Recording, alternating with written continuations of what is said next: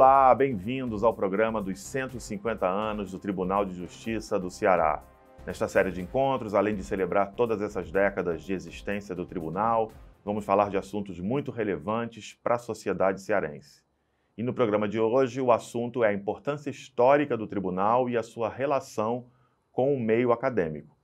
E agora, nesse primeiro bloco, eu recebo o professor Vauly Menezes, ele é reitor do Instituto Federal de Educação, Ciência e Tecnologia do Ceará. Muito bem-vindo, professor. Obrigado.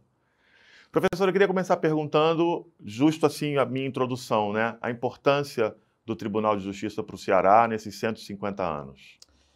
Bom, eu posso dividir a importância em muitos cenários, né?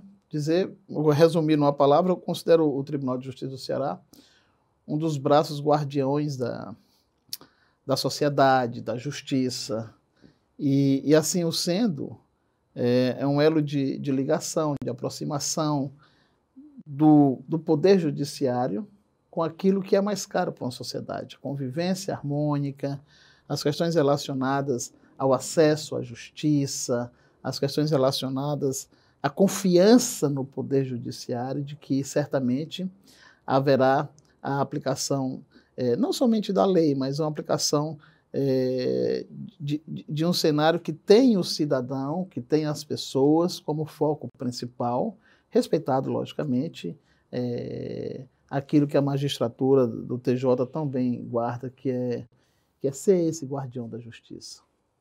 Muito bem. E em relação ao meio acadêmico, a importância também dessa aproximação entre meio acadêmico e justiça, o FCE tem alguns acordos com o tribunal, né? O senhor mesmo conhece o presidente atual, o presidente Abelardo. Como é essa relação hoje entre o FCE e o TJ cearense?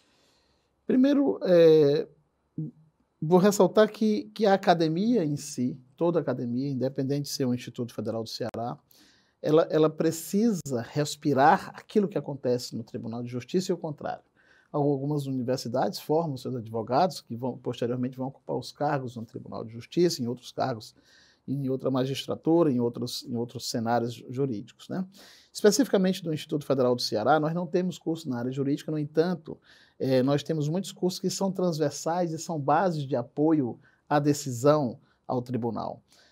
Com o próprio Abelardo, o presidente, o desembargador Abelardo, nós tivemos muita proximidade pela visão de futuro que ele deseja dar ao tribunal e deixar como legado, né? Especificamente, nós temos trabalhado muito com ele na perspectiva de, por exemplo, em algumas apreensões que tem o tribunal, no caso a gente tem um acordo para equipamentos eletrônicos, onde nós pegamos esses equipamentos eletrônicos, nós recuperamos esses equipamentos eletrônicos, nós doamos à comunidade, nós redistribuímos essas ações como um cenário social e de inclusão digital dentro da visão de transformação digital. A outra especificidade que estamos tratando com o doutor Abelardo é a segurança da informação, a transformação digital no que concerne ao combate ao crime, ao combate às fake news, ao combate, por exemplo, ao acesso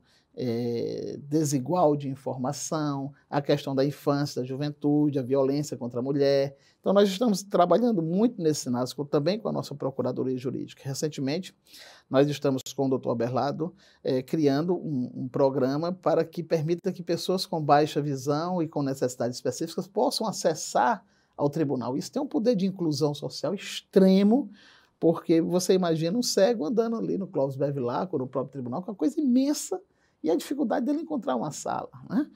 Mas a estratégia do Abelardo, ela vai além disso, né? Do time, do desembargador, dessa transformação digital, como nós tornamos o tribunal mais transparente, mais célere, mais acessível, mais inteligente, mais integrado com a sociedade, respeitando o lado humano, né?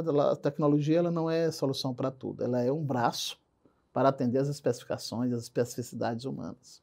Sem dúvida, e uma das ações que o tribunal tem começado a fazer, que também é muito importante, é essa questão de sair, mudando um pouco esse paradigma de que as pessoas procuram a justiça, não, mas a justiça também procura as pessoas, né? Então tem o projeto de justiça itinerante que começou em 2023.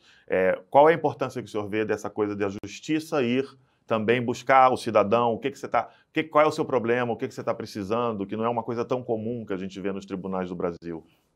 É o que numa das minhas conversas com o presidente Abelardo, ele disse: rapaz, a gente precisa sair da corte. E é o que nós estamos também fazendo no Instituto Federal do Ceará, sair da corte. E isso é muito estratégico, porque, volto a dizer, o tribunal vai à base, aonde as pessoas precisam da informação. E dentro desse nosso acordo com o próprio desembargador Abelardo, que tecnologias nós podemos usar de fácil acesso para a pessoa mais carente, para a pessoa mais comum, que é importante, como é que a gente leva essa linguagem do tribunal. E esse sair da corte, de estar mais próximo, você vê o resultado. Dúvidas pequenas que poderiam gerar filas imensas no tribunal são simplesmente desfeitas, e ali a pessoa tem o acesso à cidadania, ao Tribunal de Justiça, às leis, entende. Eu mesmo tenho uma história que eu sempre falei para o presidente Abelardo, que quando eu fui chamado para resolver um problema no Tribunal de Justiça, olha que era eu. Eu disse: meu Deus, o que foi que eu fiz? Eu passei pensando, meu Deus, o que foi que eu fiz? Quando eu fui ver, era uma bobagem. Você imagina uma pessoa que não conhece o tribunal. Então, esse chegar perto, esse chegar próximo, é a verdadeira transformação social, digital e humana que a visão de futuro que o tribunal tem, que foi fruto de um legado forte de outros desembargadores, mas potencializado pelo presidente Abelardo, tem de chegar próximo às pessoas. Bom, e essa visão de futuro dele também, né, que o senhor marcou aqui na nossa conversa. É importante que um órgão de justiça tenha essa visão de futuro, porque, na verdade, quando a gente fala de futuro, é uma coisa assim, um conceito assim, que às vezes pode parecer meio etéreo, mas é muito importante, porque pensar o futuro é planejar, né, é criar uma organização. Isso, para um órgão como o Tribunal de Justiça, é muito importante, né? Vamos aprofundar um pouco mais nessa questão da visão de futuro. Como o senhor enxerga isso, a visão de futuro? O que seria determinar uma visão de futuro? Primeiro, ela é estratégica, como você bem fala. Estratégica em que sentido? O que é a visão do futuro? É o futuro próximo, é o futuro distante? Então é planejar. Planejar. Primeiro planejamento, aí já é a nossa ação com o tribunal, como é que nós vamos planejar a questão dos crimes cibernéticos? Que hoje é comum, mas ele vai ser aprofundado. Então a gente tem que estar sempre passos à frente disso. Como é que nós vamos tratar a questão do direito digital? Hoje era impensável você fazer uma compra remotamente, assinar digitalmente e ser aceito. Hoje isso é muito comum. Mas, além disso, como é que a gente rastreia esses documentos? Como é que a gente dá credibilidade àquele documento ou àquela ação específica que está sendo feita? Como é que a gente se protege das invasões? Como é que nós, utilizando essa transformação digital que o mundo está passando, como é que o tribunal se insere? Como é que a gente gera tecnologias, por exemplo, uma que eu gosto muito, que é a minha área, que eu sou físico, é a área de criptografia. Como é que a gente insere criptografia quântica para que as chaves de acesso ao tribunal não sejam invadidas? E essa visão de futuro, que por vezes, às vezes eu até penso assim, olha, parece que a gente está assistindo um filme de ficção científica, mas não, isso é real. O tribunal usa. Como é que a gente aplica inteligência artificial aos processos? Como é que a gente reduz a carga de trabalho de um desembargador, de um magistrado, de um advogado, em documentos que poderiam ser analisados a priori por um robô e depois a experiência humana, aquilo que é direito do magistrado, ele analisar e dizer: olha, tem jurisprudência, não tem jurisprudência, a ação é essa, a lei é essa. A questão também, sabe, da visão de futuro com a transformação social, como é que o Tribunal de Justiça vai se preparar para essa teia digital que todo mundo fala que vai acontecer, e a gente às vezes não percebe, mas ela acontece em vários mundos. Às vezes ela não chega no homem simples, no homem comum, mas chega nas grandes corporações, e o tribunal precisa estar atento a tudo isso, a conversa com os outros atores da justiça que também estão fazendo essa mesma transformação. Então, essa visão do futuro se preparar, se planejar e pensar no futuro para deixar um legado estratégico para esse Estado e ser um modelo, sabe? O tribunal tem uma visão de futuro para ser um modelo para o país, Sem dúvida. E outra estratégia do tribunal que vem sendo posta em prática, que também é muito importante, também representa uma mudança de paradigma que não é muito nova, mas precisa ser sempre incentivada, é a questão do consenso, né? E chega a ser meio paradoxal, porque a gente vive hoje uma era de muitos conflitos, né? de muita polarização. E, ao mesmo tempo, o tribunal aposta nessa busca pelo consenso, para que as partes em conflito possam chegar num acordo. Como o senhor vê essa questão do consenso hoje, que o tribunal busque o consenso numa época tão polarizada? É por isso que eu iniciei a minha frase dizendo que o tribunal é o guardião da justiça, o guardião da sociedade, né?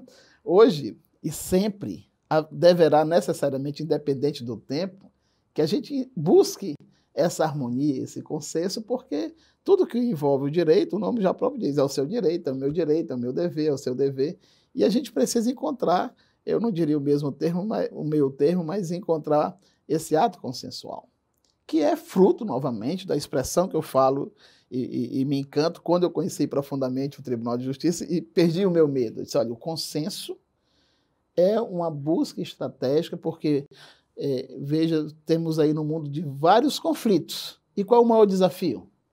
É as nações entrarem em consenso. E assim também são as pessoas. O papel do tribunal nessa perspectiva, volto mais uma vez, daí a estratégia de sair da corte e ir para a base, é para dizer, vamos entrar num acordo, vamos entrar num consenso, vamos entender, porque quando você entende o que é o Tribunal de Justiça, quando você entende a missão, o valor que é do Tribunal de Justiça, você passa a compreender, diz, opa, não é só o meu direito, é o nosso direito, é a nossa sociedade. E isso não é trivial. Não é trivial em se tratando de relações jurídicas, em relações humanas. Eu tenho certeza que essa é uma outra visão estratégica de futuro, a busca pelo consenso, pela harmonização e a aplicação do direito como deve ser. Sem dúvida. As pesquisas mostram, né, normalmente, quando se faz uma avaliação na sociedade do papel da justiça, os resultados não costumam ser muito bons, ou seja, as pessoas têm uma certa não só desconfiança, mas também muita gente que precisa da justiça sofre com a velocidade dos processos que não são muito rápidos. O que a justiça precisa fazer para que tenha um maior apoio das pessoas, da sociedade, na sua opinião? Primeiro, ser transparente, dar os resultados. Então, por vezes, você vê os magistrados e advogados com uma pilha de processos imensa. E é humanamente impossível, porque você tem ali naquele meio dos processos muito importantes e outros muito relevantes e outros comuns. Aí é que entra, comuns não significa dizer que eles não sejam importantes. Comuns que eles são rotineiros, repetitivos. Né? Então aí é que entra um braço tecnológico para dar esse suporte ao Tribunal de Justiça. Ele dizer, olha, desses 3.000 processos, esses 200 aqui são muito relevantes e precisam de uma atenção especial. Esse restante, esses 2.800, são processos, eu diria, mais simples, mais comuns, que a inteligência artificial ou que outra estratégia de futuro que virá pode dizer para o magistrado, para o advogado, diz, olha, um caminho para a solução é essa, então a tua equipe pode analisar dessa forma, que tem as questões de jurisprudência, as questões relacionadas ao direito, e isso vai ajudar. Então, ser célere significa dizer que você precisa usar ferramentas inteligentes, humanas, né, que ajudem a ter os resultados que você deseja. Com isso, você se torna mais transparente, você se torna mais célere, você se torna mais confiável, e isso não é simplesmente uma ação tecnológica. Mais uma vez, eu volto a dizer, você tem que sair também da corte para chegar lá na pontinha e dizer, olha, nós queremos te ouvir, nós queremos conversar, nós queremos nos mostrar, porque quando você conhece, você confia. Quando você não conhece, você fica desconfiado realmente, ainda mais aqui em nível Brasil, né? Claro, então sem dúvida seria uma questão também de melhorar a velocidade e melhorar a relação com a sociedade. E aí a inteligência artificial. Existe um debate hoje, né? A inteligência artificial já está aí. Existem os detratores da inteligência artificial, né? Os que dizem que a inteligência artificial vai retirar os empregos, que vai criar muitos problemas para a sociedade. Qual é a sua visão sobre a inteligência artificial e principalmente aplicada à justiça? É um caminho sem volta. É um caminho sem volta, como também disseram que a digitalização ia tirar muitos empregos e ela gerou outros empregos. Né? Então, tem outras pessoas que não acreditam. Isso é bom, isso é muito bom para que a gente perceba que a gente não pode fazer tudo, mas é um caminho sem volta. A inteligência artificial ela vai ser não o único, um dos braços para a justiça, para ajudar a justiça a ser mais célere, mais transparente, mais inteligente, mais próxima das pessoas e mais objetiva. Muito bem, muito obrigado, professor, pela presença. Estamos terminando aqui o primeiro bloco do nosso programa dos 150 anos do Tribunal de Justiça do Estado do Ceará. No próximo bloco, a gente vai falar um pouquinho sobre história e justiça. Com a Tainara Araújo, a gente já volta. Muito obrigado.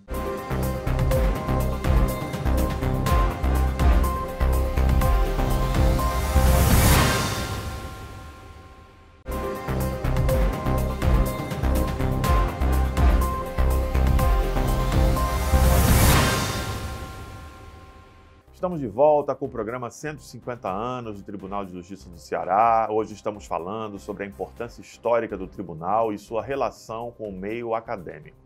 A gente recebe agora a historiadora Tainara Araújo. Muito bem-vinda, obrigado pela presença. Um prazer ter você aqui. Bom, o Tribunal de Justiça do Estado do Ceará foi fundado em 1874 como Tribunal da Relação. Naquela época, o governo imperial do Brasil estava empenhado em inaugurar os seus tribunais. Aí eu começo perguntando, qual foi a importância histórica daquele momento, do surgimento desses tribunais em 1874, fim do século XIX? Eu acho que primeiro a gente tem que remontar essa história do poder judiciário no Brasil, que tem total relação com a colonização, né? Então, assim, essa ideia de poder judiciário vem com a colonização. Né? Então, e era um poder que não era no modelo português, que não era tripartite, né? Que não tinha essa noção de separação entre poderes, que era um poder ligado ao rei, era um poder que emanava do rei. Então, primeiro, não se tinha uma independência em relação a Brasil e Portugal, e esse poder era concentrado e vinculado a diversos aspectos, político, social, econômico e religioso. Tudo junto dentro do Poder Judiciário. Então, com o advento dos tribunais de relação, como o do Ceará, em 1874, se tem, primeiro, essa grande noção de repartição dos poderes, de acesso à justiça, né, para as pessoas comuns, não só para quem tem bem aquisitivo. Isso vai se consolidando um pouco depois, com as defensorias públicas e tal, mas isso já é um começo, já é um início, assim, de que, olha, tem que ter um poder que não seja vinculado a uma realeza, que não seja vinculado a alguém com poder aquisitivo, mas que seja para todas as pessoas e que também não seja vinculado ao poder político, né? Claro, isso, imagino, como todo fato histórico, foi um processo. A gente tem uma data, né, que 3 de fevereiro de 1874, mas foi todo um processo, né? E essa diferença que você está explicando, né, dessa importância da divisão dos poderes, era toda uma novidade na época, né? E deve ter sido um processo longo, né, para que isso fosse estabelecido e consolidado. Então, muito importante essa inauguração e esse conceito de divisão de poderes, né, para o Brasil. Sim, sim. Porque isso traz, primeiro, uma separação. Se tem os primeiros passos, os primeiros ideais para o que a gente tem hoje como Estado democrático de direito, que é esse Estado que preza pela igualdade, pelo equilíbrio entre os poderes, pela equidade entre as instituições e pessoas, né? Então, esse foi um primeiro rumo nesse caminho de procura de um equilíbrio social. Porque parte dessa ideia de poder judiciário é uma ideia de pacificação da sociedade. E para se ter pacificação da sociedade, encerramento de conflitos, se parte dessa noção de equilíbrio social, né? Então, esse é o primeiro caminho para uma noção de equilíbrio social no Brasil. Sem dúvida. E como as leis e práticas judiciais elas têm sido influenciadas por movimentos sociais ao longo da história? Pronto. Isso também a gente ainda pode retomar o período colonial e o início da República, por exemplo, com o movimento da abolição, né? O movimento abolicionista nasce, em parte, dos movimentos quilombolas, né, e em parte dos movimentos de intelectuais abolicionistas. obviamente, dentro de uma conjuntura internacional, com a industrialização na necessidade de trabalhadores, a necessidade de trabalhadores assalariados para comprar esses produtos manufaturados, inclusive, mas isso no chão brasileiro parte dessa noção dos movimentos sociais de pessoas negras. Inclusive, eu queria fazer menção hoje ao Nego Bispo, que faleceu ontem, e que é um grande escritor, poeta, quilombola, é um homem da terra, e um homem que falava sobre o racismo no Brasil e que falava mais ainda sobre a resistência ao racismo, sobre os ideais do povo negro aqui, a importância do povo negro aqui. Ele faleceu ontem, ele é um grande mestre que nos deixa, que se encantou, e eu queria retomar e renomar assim, o nome dele aqui, para essa história sobre a luta contra a escravidão no Brasil. E uma das coisas que ele dizia é: a gente tem que parar de falar o tanto que a gente perdeu, porque isso os brancos já fazem, isso, né, essa história oficial já faz, e falar o quanto a gente ganhou. E aí isso é uma luta do movimento negro. A Lei Áurea não é uma lei assinada pela princesa Isabel, bondosa, não tem nada disso. É uma lei firmada em muita luta, em um processo de séculos de luta do movimento negro no país, que teve um alcance também ligado a intelectuais. Então, e foi muito importante, apesar de que a gente sabe que os resultados dela, né, ao longo do tempo na história, não foram tão satisfatórios, porque não foi administrada aquela decisão, né? Sim. Mas a gente não pode negar a importância da decisão, por mais a pompa que querem colocar, uma grande vitória, né? E, por exemplo, isso está embasado tanto nos quilombos como, por exemplo, no estado do Ceará. A gente tem a grande figura do Dragão do Mar, que era um jangadeiro, que era uma pessoa simples, né? Era um jangadeiro que resolveu lutar contra a escravidão, né? Que resolveu barrar, onde ele podia, que era ali em relação às jangadas, o tráfico de escravos. Então, isso é para entender que essas diversas leis, elas seguem um rumo de muitas lutas anteriores, né? Então, eu acho que tem isso. Tem também em relação, por exemplo, os movimentos feministas pelo mundo. Então, as leis que hoje a gente tem, por exemplo, em 2006, a Lei Maria da Penha, 2015, a Lei do Feminicídio, agora, de 2021, a Lei contra a Violência de Gênero na Política, né? As leis anteriores, por exemplo, da primeira juíza, que foi em 1979, ela só conseguiu estar nesse lugar porque anteriormente a gente teve uma lei que mulheres puderam acessar a universidade, meninas puderam acessar o sistema educacional. Então, assim, o sistema judiciário fala, e a promulgação dessas leis fala de todo um período anterior de lutas e de todo um contexto, né? Então, por exemplo, a promulgação da lei do divórcio em 1977 fala muito, por exemplo, do julgamento da Ângela Diniz, que saiu até um filme, né, agora sobre ela, que foi o quê? Uma mulher vítima de feminicídio, assassinada pelo seu companheiro, que teve um primeiro julgamento hediondo, assim, né, que criminalizou ela como vítima e não seu agressor, e a partir disso se teve uma série de lutas para se ter um outro julgamento, e aí o Poder Judiciário realmente julgou esse homem e o condenou, e a partir disso, a partir desses fatos históricos também vai se construindo um caminho de luta e para leis, né, e o Poder Judiciário tem uma importância muito grande nisso. Claro, é importante você citar essa questão aí da lei da Diniz, porque um dos temas dessa nossa série de programas tem a ver com o poder da mulher a força da mulher no poder judiciário, né? Uhum. E aí eu gosto de falar muito da questão que essa importância não é só numérica, tem a ver também com a perspectiva de gênero, né? A perspectiva de gênero no judiciário é muito importante para que não aconteçam coisas como aconteceu no primeiro julgamento. Essa visão é importante. Você acha que, ou seja, a presença da mulher no judiciário hoje já está totalmente contemplada ou tem muito ainda para avançar? Não, temos muito a avançar, né? Inclusive, saiu Rosa Weber agora e a gente vê um homem sendo colocado no lugar dela, né? Então, assim, não se tem paridade, não se tem representatividade. Se não se tem isso, não se tem uma lente que não precisa ser definitivamente a lente do feminismo, né? Uhum. Já que não é um movimento, é um poder do Estado, mas uma lente que traga os ideais relacionados à luta por direitos de igualdade. Então, se não tem uma mulher nesse espaço, provavelmente muitos dos processos ligados a vítimas mulheres não vão ter um olhar mais atento, Claro. né? Claro que os juízes são capacitados para olhar uma diversidade e ter justiça, mas se você não tem representatividade, você inclusive não pauta determinadas coisas como urgentes, né? Então, assim, por exemplo, se você não tem pessoas negras no poder no Brasil, se você não tem juízes negros, né? Em sua maioria os juízes são homens e brancos, isso reflete no encarceramento em massa, né? O Brasil sofre, a níveis mundiais, alarmantes com o encarceramento em massa de jovens negros e pobres. Saiu recentemente uma pesquisa que 69% das pessoas presas hoje são negras ou pardas. Sim. E aí você pensa que parte dessas pessoas não foram presas por crimes hediondos. A maior parte dessas pessoas foram presas por porte de droga, por desacato à autoridade, que é uma noção muito vaga de crime, por pequenos furtos, por exemplo, um furto de uma lata de leite de uma mãe negra, pobre, que está precisando alimentar seus filhos.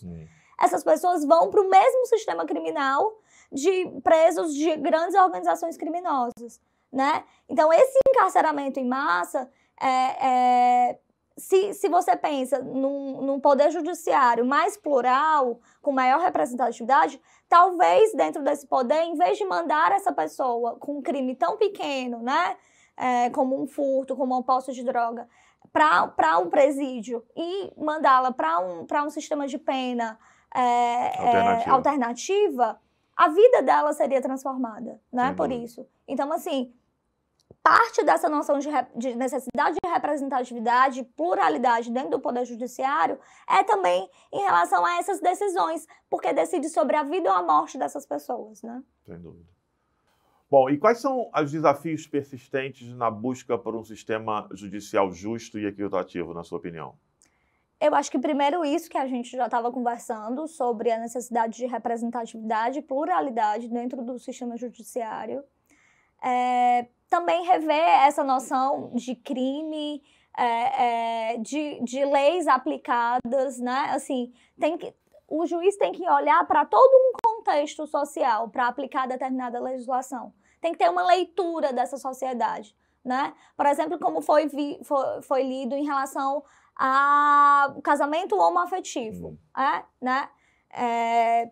Foi-se visto na legislação que, olha, isso aqui, a gente não está cumprindo essa legislação. Isso daqui está ferindo o direito das pessoas, os direitos civis das pessoas de se unirem, de compartilharem uma vida, de terem acesso a direitos, porque quando você casa, você tem acesso a uma gama de direitos, né, ligados ao seu companheiro. Então, assim, primeiro, esse olhar atento para a sociedade, para as demandas da sociedade, né, inclusive para aplicar de forma adequada a lei, ou para lutar para que ela seja modificada se ela não está prezando pela igualdade, né, entre as pessoas, pela equidade, pelo equilíbrio social e pelo fim dos conflitos. Então, eu acho que esse é um dos grandes pontos, dos grandes nichos. Eu acho que a gente também tem que pensar em políticas públicas de segurança pública no Brasil, e o Poder Judiciário tem total relação com isso. A gente vive um país, novamente, de encarceramento em massa, de extrema letalidade policial, né? Então, assim, as pessoas são mortas em grandes operações policiais, e fica por isso, assim, a gente não vê uma celeridade em processos em relação a isso. Falta punição, talvez, né? E eu queria dar um exemplo concreto aqui que me impressiona demais a situação em Maceió, né? Que você tem uma empresa que explorou durante anos, né, um sistema lá ecológico, o meio ambiente daquela região, provocando desastre, está provocando, e aí você começa a pensar, e quem são os responsáveis? Quem vai ser preso? Quem vai ser preso? Como assim? Quem vai pagar uma indenização? A empresa não tem vergonha, né? Como é que, né? Então isso aí é sério, aí a gente pensa sempre na justiça. É a mesma lógica das americanas. Né? Assim, quem foi preso? Quem perdeu o patrimônio? O que aconteceu? Ou foram só os trabalhadores que foram demitidos, perderam seus empregos e aquele rombo todo foi responsabilizado neles, né? Então, assim, pensar também que o Poder Judiciário tem que agir para coibir esse tipo de coisa, né? De que pessoas que têm um poder, grandes empresas e pessoas que têm um poder aquisitivo muito alto, influência política, não sejam punidas. Claro, porque isso também gera a confiança da população. E a importância, né? Eu acho que historicamente tem isso também, que deve ter variado ao longo da história, é como a população vê o seu sistema de justiça. Isso deve ser muito importante. Se não existe punição, o descrédito é total, né? Você não acredita naquele sistema. Sim. Principalmente as pessoas que são vítimas, no caso que eu dei o exemplo aí de Maceió. Eu estava lendo um estudo da Irlis Barreira, professora do Departamento de Sociologia da UFC, em que ela pesquisava lideranças comunitárias e como essas lideranças viam sua relação com a política, por exemplo. E sempre se tinha uma fala de afastamento, porque a política parecia esse lugar onde se estar longe do poder. Em relação tanto à política como à polícia, como o poder judiciário. Porque as pessoas diziam, se eu errar aqui, o que vai vir para mim vai ser muito maior, né, uma pessoa de comunidade, do que para um cara de crime de colarinho branco. Então as pessoas têm essa noção muito clara de que se eu cometer um furto, eu vou ser presa e passar muitos anos na cadeia, enquanto um cara muito rico, dono de uma grande empresa, se ele fizer um rombo financeiro enorme no Estado, ele vai pagar alguma multa. Ou destruir um ecossistema como o de Maceió. Destruir a vida de diversas pessoas, destruir a casa das pessoas. Bairros inteiros. Nada vai acontecer com ele. Então, assim, a gente tem que mudar. Primeiro, a gente tem que mudar o sistema judiciário para depois conseguir alterar a consciência das pessoas e a visão das pessoas sobre ele. As pessoas têm que ter confiança de que se tem realmente igualdade. Né? Bom, o Poder Judiciário do Ceará, através do Tribunal de Justiça do Estado do Ceará, está fazendo uma série de ações, né?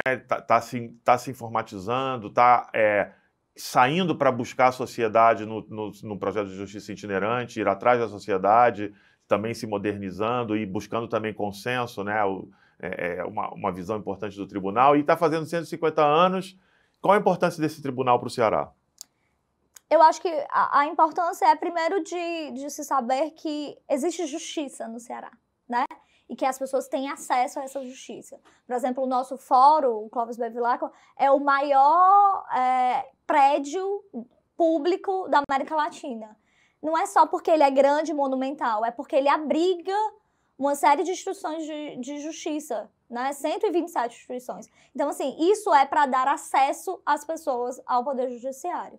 Então, assim, eu acho que primeiro tem isso, assim, a gente tem uma justiça, um sistema de justiça consolidado no Ceará, né? Que vem através desses 150 anos de história.